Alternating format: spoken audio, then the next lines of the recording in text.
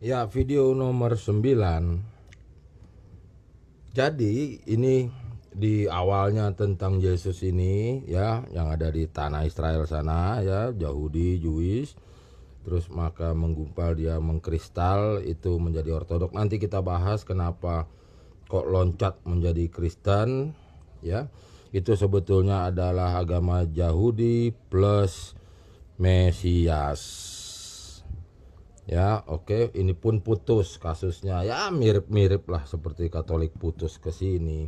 Seperti ini agak mirip juga ini ortodok ke Katolik. Saya pernah katakan, silahkan Google peristiwa tahun 1054 nanti ya.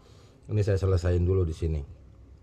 Nah, sebetulnya saya harus terpaksa mengambil contoh Protestan tua ya, Protestan kuno, Protestan jadul, karena kalau udah saya ngambil gambaran, ngambil contoh dengan Protestan modern zaman sekarang agak susah nanti menangkapnya kenapa bisa begitu ya.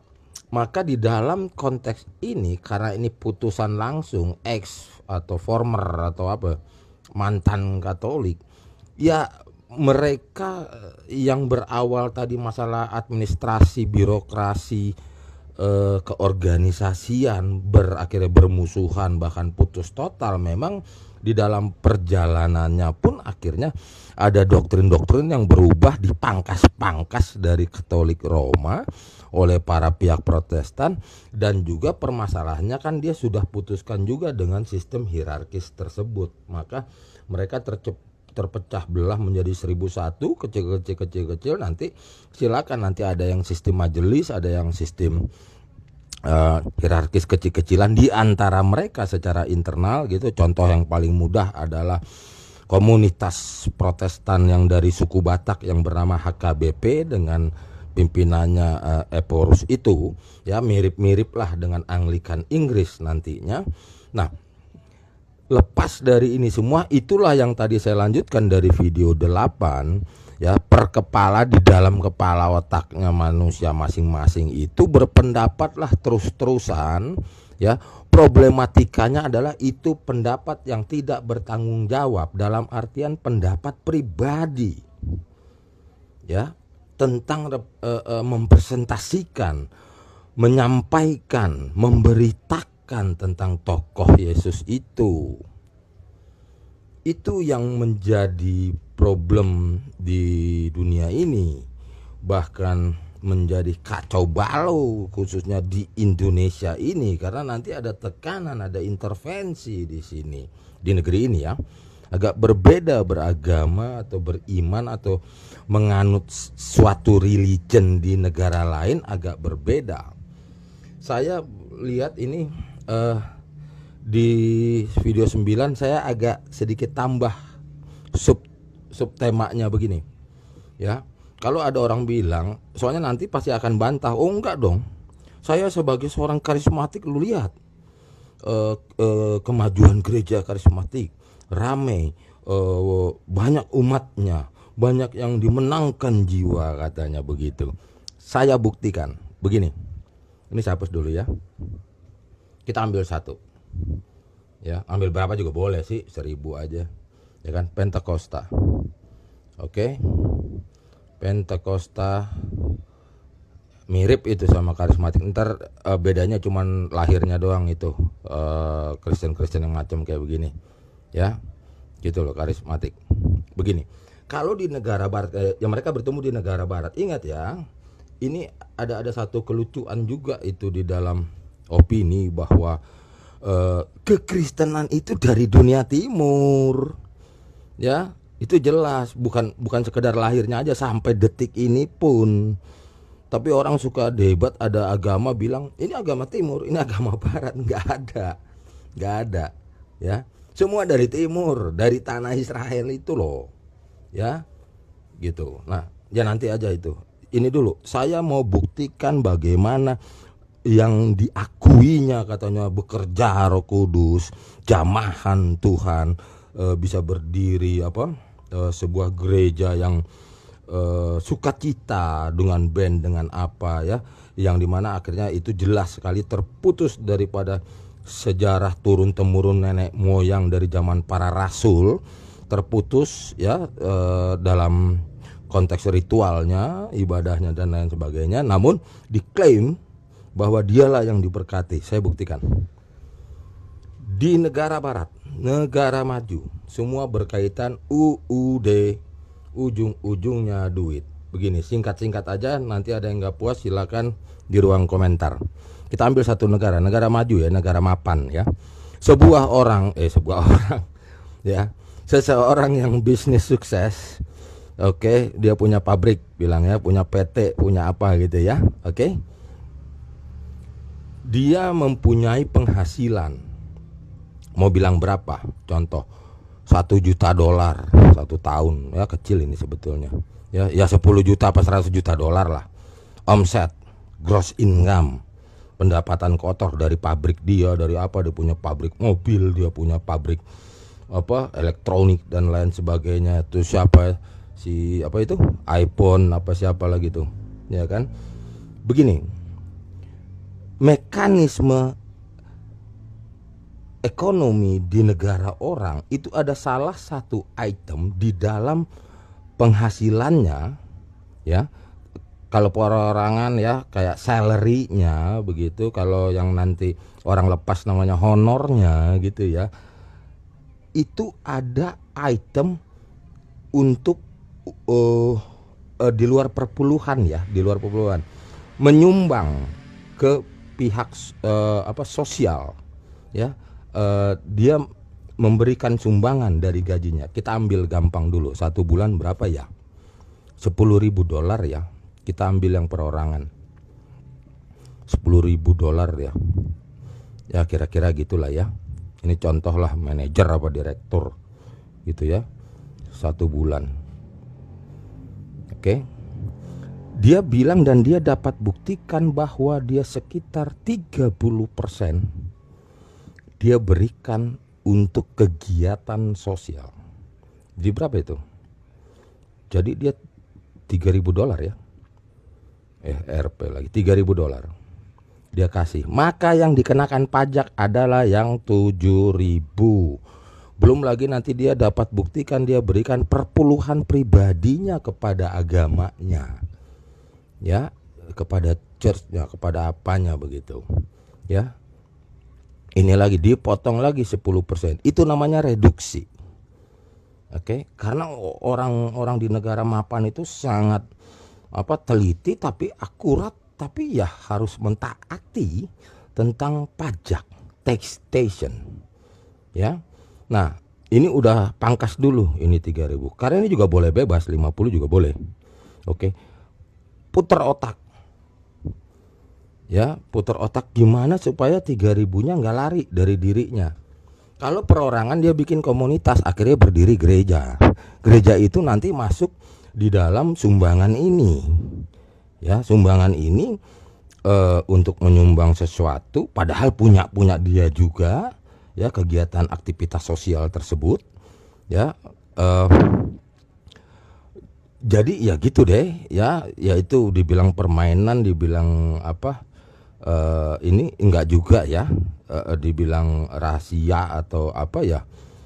Ya pemerintahnya juga tahu gitu loh ya, cuman ya memang itu fakta gitu.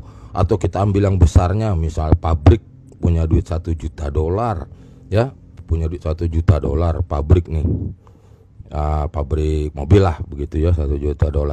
Itu nanti pabrik mobil itu membuat sebuah kegiatan yayasan, foundation gitu, entah itu untuk yayasan orang tua, anak cacat, disabilitas dan lain sebagainya. Maka coba pikir $1 juta 1 bulan begitu ya, dipotong, dia rela ngeluarin berapa? 20 apa 30%, 20 lah ya. Udah berapa? $200.000 untuk disumbangkan kepada sebuah wadah yayasan sosial. Padahal dia juga yang punya. Dia juga gitu loh, ownernya dia juga yang punya.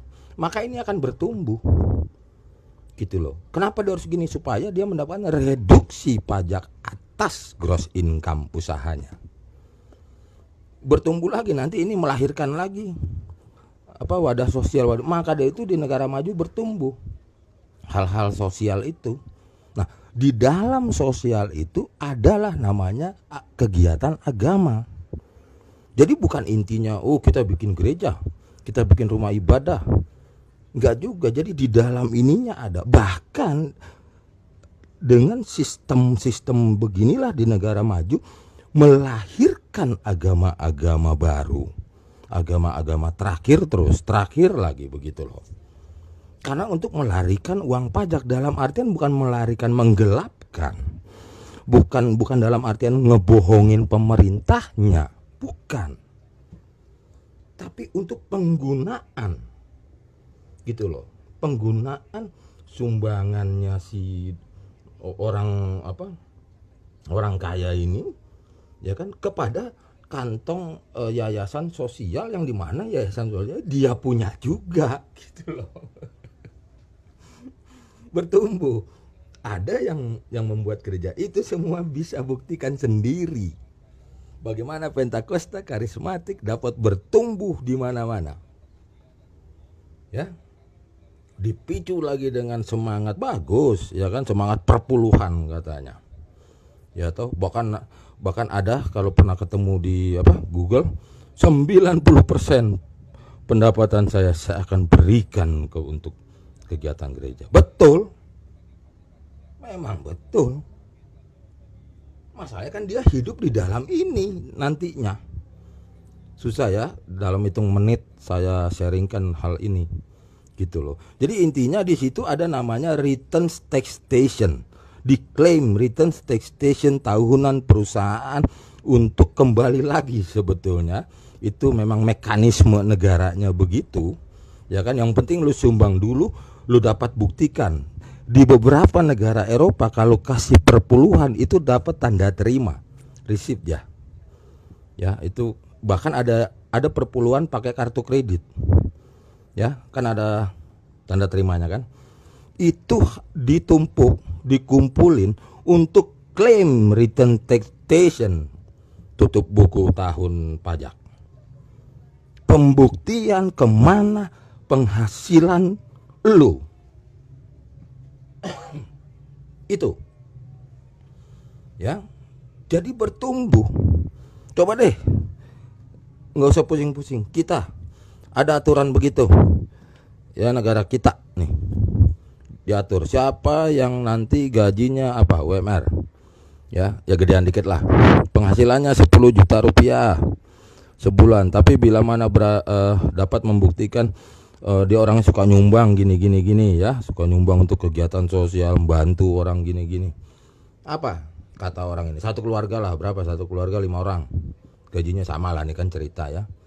Gitu loh, 5 orang. Berarti satu rumah itu ya punya penghasilan gross income ya. Ini salary nih, katakanlah bapak, ibu, anak 50 juta.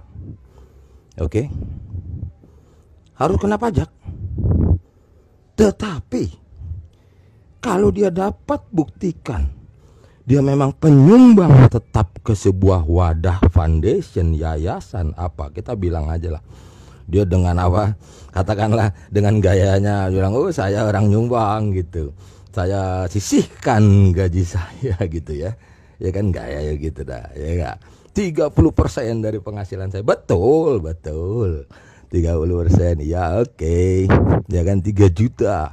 Di luar kewajiban agama saya 10%. Iya betul. 3 juta, 3 kali 5 berapa itu? 15 ya. 15 juta. Kemana nyumbangnya? Kemana Anda keluarkan uang 3 juta kamu ini tiap bulan rutin? Ke sini Pak. Dia buktikan memang ke kantor pajak. Ke sini. Wadah ini. Tetapi dibalik ini semua bukan nipu ya, bukan. Tapi ini namanya bermain di celah hukum, bermain di celah peraturan begitu.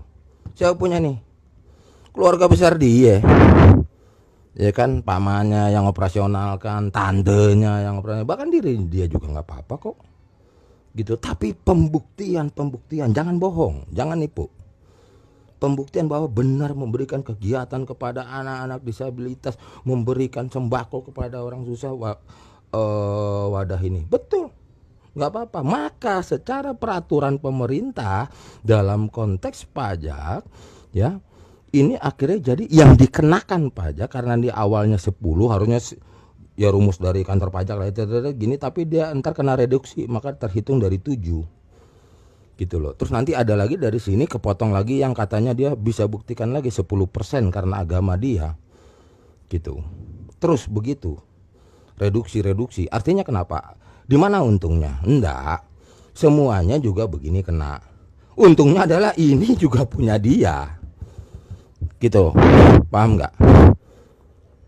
Nah, dengan adanya mekanisme semacam ini maka memicu orang-orang untuk mendirikan hal-hal kayak begini. Apa saja di dalamnya kayak begini? Salah satunya adalah agama, kegiatan agama maksudnya. Tuh, siapa mau bantah boleh. Ada yang ngerti nggak ginian? Banyak yang ngerti tapi diem. Itu juga jadi masalah ini, orang-orang yang ngerti belaga bego. Ya, karena di negara maju ada namanya nanti written taxation ngeklaim. Diklaim itu apa lah, susah dah karena kita nggak ada contoh di Indonesia itu. Ya, itu tahunan itu ada gitu. Jadi sepanjang dia kerja sudah berapa dolar, berapa rupiah dia sudah pernah memberikan kepada pajak. Nanti ada rumusnya lagi, hitung-hitungannya. Nanti dia bisa klaim, ya lumayan lah, dapat hampir berapa persen dari yang dia pernah selama sepanjang tahun pajak itu 1 tahun gitu. Jadi ya ada dari sini ada gitu loh. Ini pun dia dapat menikmati ya toh. Istilah yayasan, ntar ada mobil kantornya, ada rumah yayasan, kan dia bisa juga tinggal dalam sini gitu. Terhitung lagi atas kegiatan ini tuh bayar listriknya segala. Itulah maka itu ya jangan heran agama bertumbuh ya sudahlah kalau orang mau bilang nih karena diberkati apa gimana. Ya saya rasa kalau ketemu channel YouTube ini basi orang ngomong kayak begitu, capek deh gitu loh. Tapi ya sudahlah, karena saya nanti akan buktikan apa itu miracle. Ya bukan yang kayak gini-gini. Apa itu jamahan? Ya, apa itu God create? Bukan hal-hal recehan kayak begini. Gitu loh. Ya. Dibilang gini apa? Coba saya kasih biarin mikir nih sebelum nanti lanjut video yang entah yang keberapa nanti saya bahas detail itu. Orang kayaknya bahagia bener dapat mujizat dia sembuh. Pertanyaan gue, untuk apa lo hidup di bumi? Kan untuk mati. Gimana sih? Jangan peralat Tuhan. Ya, jangan suruh Tuhan menyesuaikan dirinya kepada diri kita. Ya, ini kita, ya, ini di langit sana Sang Pencipta. Jangan ngeklaim, suruh dia. Lo ngacung-ngacungin Tuhan, kerjaan lo kebawa-bawa sama lingkungan kita di negeri ini yang kayak gitu-gitu. Gitu loh. Yesus kita nggak cemen kayak begitu urusannya. Berkah identik dengan uang, berkah identik dengan kaya raya. Boleh bego, jangan goblok. Saya lanjut ke video 10 nanti. Saya cut dulu.